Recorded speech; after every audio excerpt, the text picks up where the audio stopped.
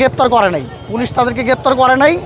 আমরা তাদেরকে যখন দেখছি যে এরকম খুলেআম ঘুরতেছে আওয়ামী লীগের দোসর যারা জুলাই অভ্যুত্থান বিরোধী ছিল, এখনও যেহেতু জুলাই অভ্যুত্থানের একটা সরকার, জনগণের সরকার গঠিত হয়েছে, এই মুহূর্তে তাদের কিন্তু এভাবে ঘোরার কথা না। তো তাদেরকে আমরা আটক করি নাই, আমরা তাদেরকে আটকাইছি, তারপরে আমরা পুলিশে ফোন দিছি। তাদেরকে কেউ টোকাও দেয় নাই, কেউ স্পর্শও করে নাই। সে গাড়ির মধ্যেই ছিল, তার চেহারাও কেউ দেখে নাই।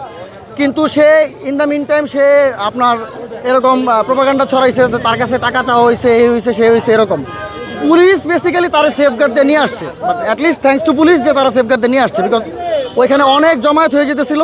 তা আমরাও তো চাইতেছিলাম যে পুলিশ ওরা অ্যারেস্ট করুক, মামলা দিক। তার নামে মোহাম্মদপুর থানায় মামলা আছে, মোহাম্মদপুর থানায় আমরা যোগাযোগ করছি, সেখানে পুলিশ বলতেছে তারা কিছু জানে না এই ব্যাপারে। ঠিক আছে, পরে শাহালি থানার পুলিশ ওইখানে যায় আমাদের সহযোগিতাই তারা সেফগার্ড দিয়ে এখানে নিয়ে আসছে। হ্যাঁ, তো এখনও জানি না যে তাকে মামলা দিবে নাকি। এখানে তার অনেক দালালরা, বিভিন্ন দলীয় দালালরা এখানে অবস্থান করতেছে তারে ছুটায় নেওয়ার জন্য। তা আমরাও আসলে অপেক্ষা করতেছি যে তার কি করে তারা।